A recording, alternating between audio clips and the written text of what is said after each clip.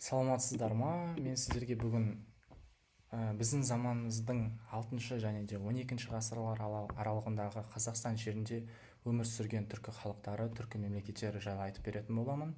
Бұл мемлекеттер қазақ жері үшін, қазақ мемлекеті этносы үшін өте үлкен үлесін қосқан мемлекеттер болатын. Олардың әрбір құрылысына, орталығына және де саяси жағдайына, саяси тарихына келіп тоқталатын боламын. Бірінші мемлекет ол бізде түрік қағанаты, яғни 552-603 жылдар аралығында өмір сүрді. Бұл мемлекеттің негізін қалаушы Бумын қаған болды. Оның негізгі жер аумағы Алтай тауларынан Қара теңізге дейінгі жерлерді алып жатты, өте ауқымды жерлерді алып жатты. Билік жүйесі ол жоғарғы билік қағанға тиесілі болды. Төменде Шад, Жабғу, елтебелер тұрды.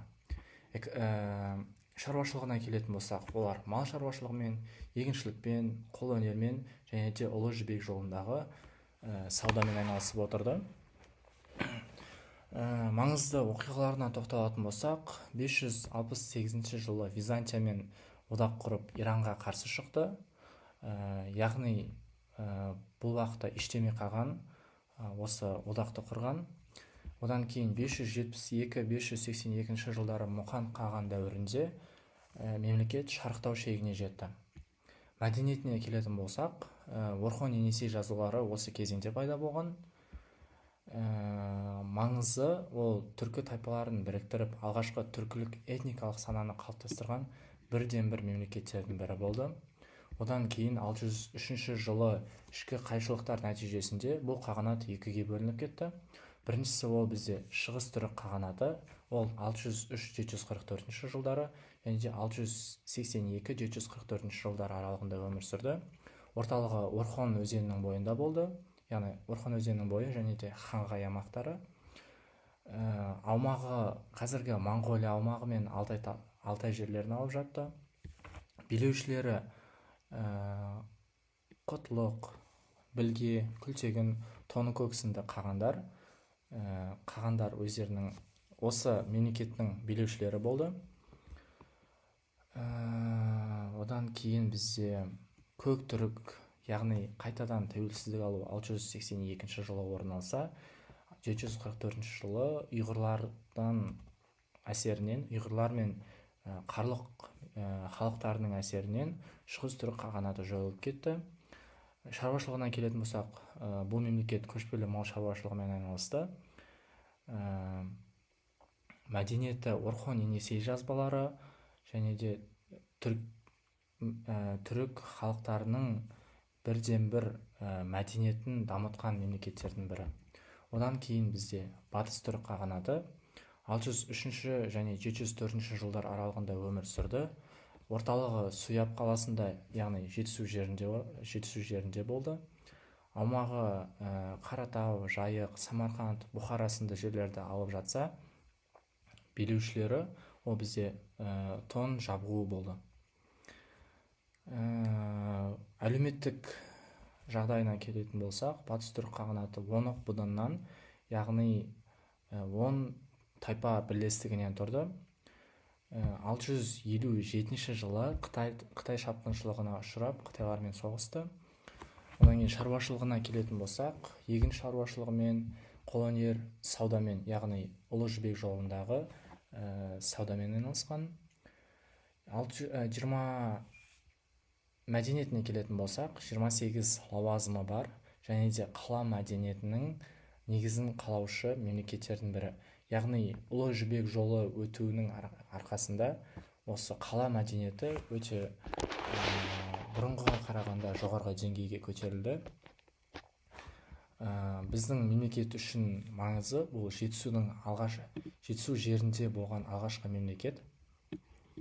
Одан кейін бізде Түргеш қағанаты, ол 704-756 жылдар аралығында болды. Бұл Батыс түрік қағанатының мұрагері ретінде саналады. Аумағы Жетісу аумағы, Іле, Шу, Талас өзендерінің бойында болды. Және де билік басында Үшлік қаған, Сұлу қаған, Сүзеген қаған сынды қағандар тарихта өзінің орнын қалдырып кеткен болатын. сұлу қаған арабтарға қарсы күресте ерлік көрсете білді. Шаруашылығы егіншілікпен, мал шаруашылығымен және де қала мәдениеті өте жоғарғы деңгейде дамыды. Маңызды оқиғалардың бірі біздің қазақ жеріне өте үлкен әсерін тигізген 751 жылы талас шайқасы, яғни атлах шайқасы осы мемлекеттің тұсында орын алды. Ол жерде Қытай, арабтар және де түркі халықтары соғысқан болатын. Түргеш мемлекеті арабтарға көмектесіп, Қытайларды жетісу жерінен 1000 жылға дейін қуып жіберді десек те болады. Маңызы, жетісуда тәуелсіздік үшін күресті жалғастырды.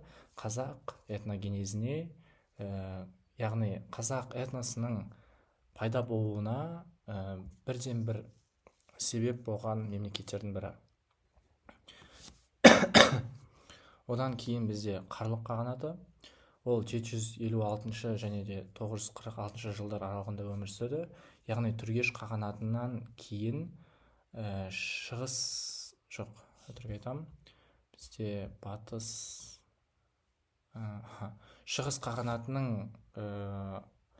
қағанатының мұрагері ретінде саналады. Яғни ұйғыр қағанатымен бірге Қарлұқ қағанаты шығыс қағанатын жойып жіберді десек те болады. Олар түргештердің орнына келді. Жері Балқаш, Шу, Талас, Жетісу өңірлерін алып жатты. Орталығы Қойлақ немесе Қойлық деген жерде болды. Саяси оқиғаларға келетін болсақ, 840 жылы ұйғырларға қарсы күреседі, яғни ұйғыр қағанатына қарсы күресіп, құлаған соң Қарлұқтар өзінің мемлекетін одан ары күшейте білді.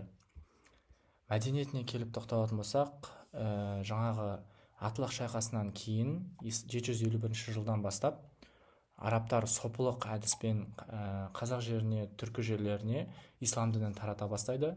Және де осы Қарлұқ кезеңінде ислам дінінің ауқымды тарай бастаған уақыттар болды. Және де қала мәдениеті өркендеді. Яғни Суяб, біз білетін Тараз қазіргі күнге дейін жеткен, және де өте Жүсіп Баласағұнның туған жері Баласағұн сынды қалалар өркендеді.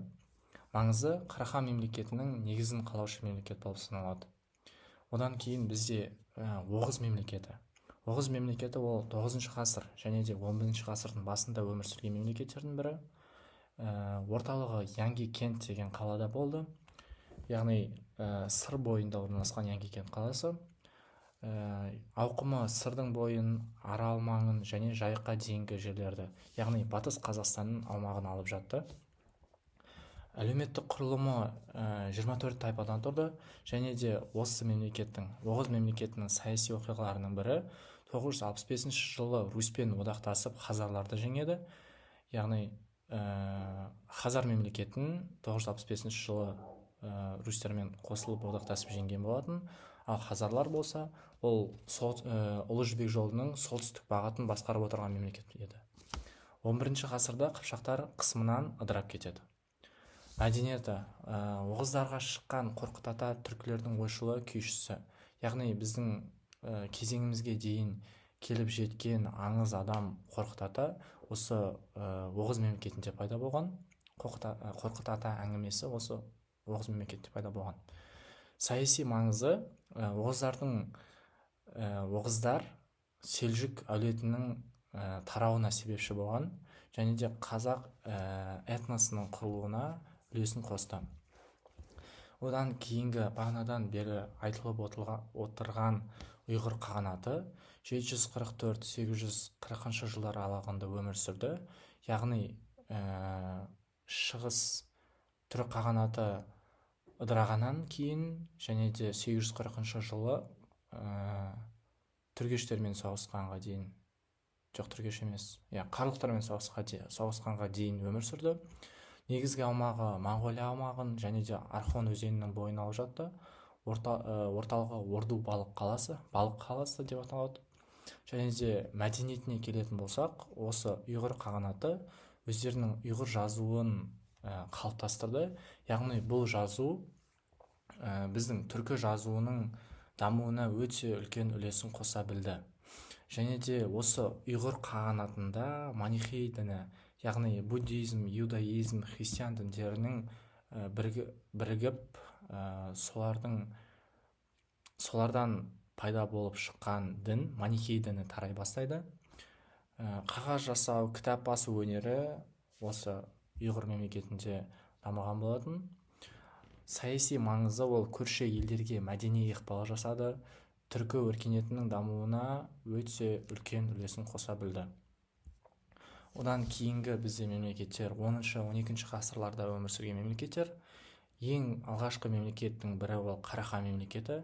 Ол 942-1212 жылдары, яғни Қарлұқ мемлекетінен кейін пайда болған мемлекеттердің бірі. Құрылуына себепші болған Қарлұқ, Жікіл, Яғма тайпаларының негізінде құрылған мемлекет. Яғни орталығы Баласағұн, одан кейінгі кезеңдерде Қашқар қаласы болды. Саяси оқиғаларына келетін болсақ, Сатық Боғра хан ең алғаш исламды қабылдады. Яғни Қарахан мемлекеті қазақ жеріндегі ең алғаш ислам мемлекеті болып саналады.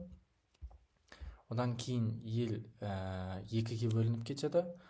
Яғни шығысында Баласағұн, батысында Самарқан бөліктеріне.